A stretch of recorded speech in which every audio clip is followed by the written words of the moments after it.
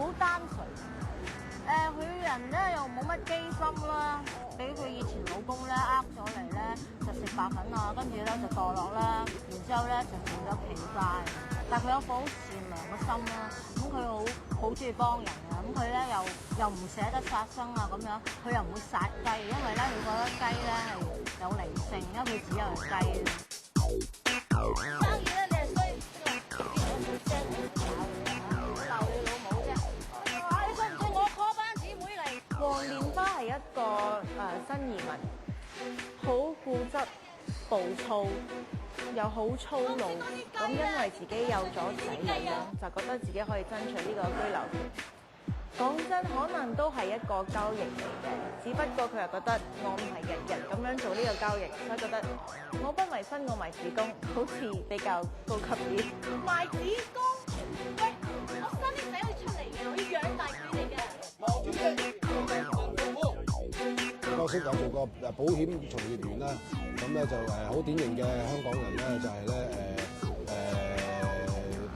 即係長頭草兩邊倒嘅，咁就不着兩邊嘅，甚至係好典型嘅香港人心態啊，其實有少少精神分裂嘅，其實但唔係我意思唔係真係傻癲喎，香港人嘅心態其實真係精神分裂。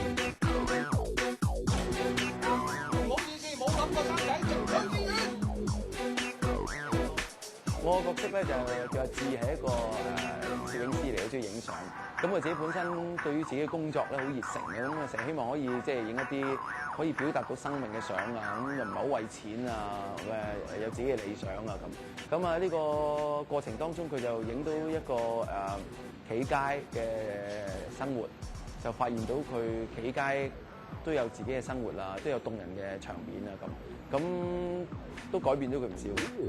喂，你個唔中意啊？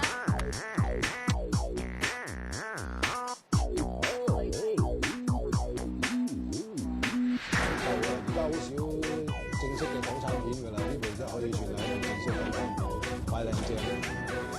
好強咯，因為一聽完之後你唔會唔記得呢個名㗎嘛。我咪賣身，我賣子宮喎。所以我見到邱禮濤導演同埋黃秋生呢個組合咧，我其實未睇劇本，只不過來咗聽過故事大綱同埋聽過電影嘅名，我就已經好想做。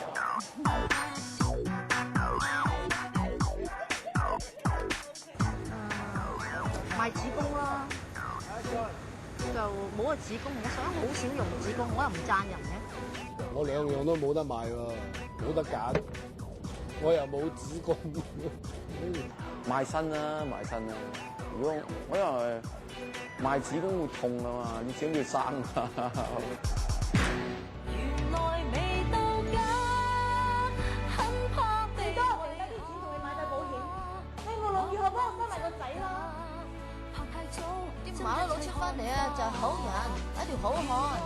我哋出翻嚟未？繼續數出翻嚟嘅壞女人咯。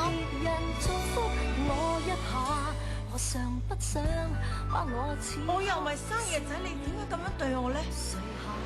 你最愛嘅人係邊個？我嗎？咁你最憎啦？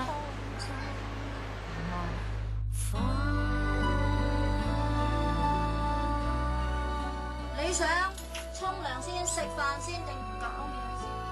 以後未來是個謎，不必牽強說盟誓，難料那夜在一齊 ，Let me touch 唔晒咁多位。